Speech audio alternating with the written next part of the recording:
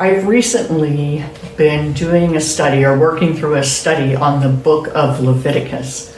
And in the first chapters, the different sacrifices are gone through and the details of each sacrifice are mentioned. And I don't know if you've ever had this experience, but every once in a while when I'm reading the Bible, something strikes me as funny. And that's what happened when I was reading in Leviticus chapter 3, where it is outlining the details, the specifics of one of the types of sacrifices. And in the end of verse 16 are these words: all fat is the Lord's. All fat is the Lord's. And I think for some of us, we might think, well, if all fat is the Lord's, I wish he would store it somewhere else. But that verse just sort of made me chuckle. The reality is, fat in those times was talking about the best of the land, the best portion.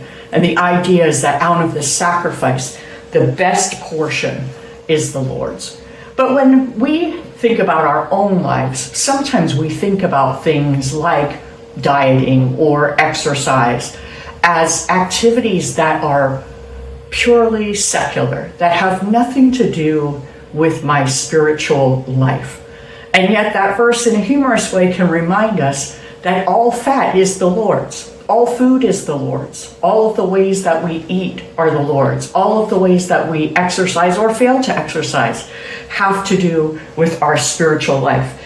And we know that because over in the book of 1 Corinthians, as Paul was writing to the church there, and as he was talking specifically about whether or not they should eat food offered to idols, he makes this statement: whether then you eat or drink or whatever you do, do all to the glory of God. And you could say, well, the context was food offered to idols and I don't have to make that decision.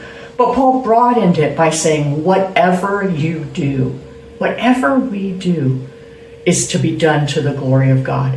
It's not a secular part of our life and a sacred part of our life. It's not a spiritual part of our life and an unspiritual part of our life. Everything we do is to be done unto the Lord. And so when we think about that in terms of how we care for ourselves, when we think about that in terms of how we spend our time, in terms of how we spend our resources, we need to ask ourselves the question, am I doing this as unto the Lord? Am I doing this for the glory of God?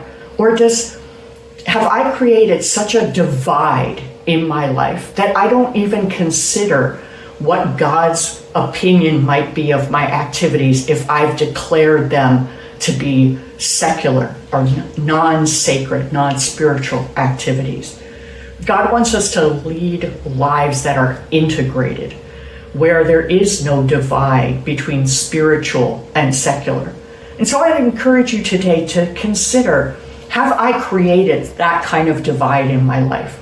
Do I think about what I do in terms of entertainment as a potentially spiritual issue? Do I think about what I do in terms of how fast I drive my car as a potentially spiritual issue? Do I think about what I do in terms of hospitality as a potentially spiritual issue? I would encourage us today to do some evaluation and to make sure that whatever we do, whether we eat or drink or anything else, we're doing it to the glory of God.